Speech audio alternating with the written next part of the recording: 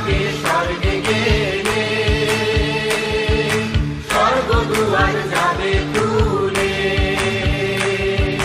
যাব যাব স্বর্গে যাব যিশুর রক্তে পেয়ে ত্রাণ। যাব যাব স্বর্গে যাব যিশুর রক্তে পেয়ে ত্রাণ। মুক্তিদাতা প্রভু যীশু খ্রিস্টের সুমধুর নামে আন্তরিক অভিবাদন। মতিলিখিত সুসমাচার 1 অধ্যায় 1 পদ। যীশু খ্রিস্টের বংশাবলী পত্র। তিনি দাউদের সন্তান, আব্রাহামের সন্তান। প্রভু যীশু খ্রিস্টের বংশাবলীতে আব্রাহামের সঙ্গে তার সম্পর্ককে লেখক মতি স্থাপন করেছেন। এই সম্পর্ক বিশ্বাসের উপরে আধারিত এবং এটি শুধুমাত্র আব্রাহামের জন্য নয়, কিন্তু যতজন তার মতো বিশ্বাস করে সকলেরই সঙ্গে সম্পর্কিত। সে কারণেই আব্রাহামকে বিশ্বাসের আদিপিতা বলা হয়েছে।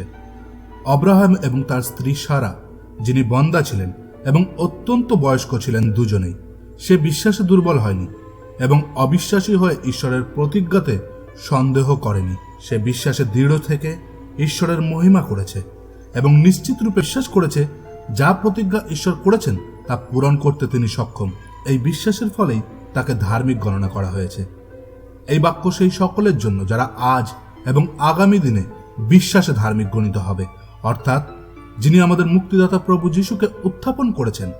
প্রভু আমাদের পাপের জন্য মৃত্যুতে সমর্পিত হয়েছেন এবং আমাদেরকে ধার্মিক গণনা করতে তৃতীয় দিনে উত্থাপিত হয়েছেন। সেই ঈশ্বরকে এবং প্রভুকে বিশ্বাস করে আপনিও পাপের ক্ষমা পান এবং আব্রাহামের মতো ধার্মিক গণিত হন। ধন্যবাদ।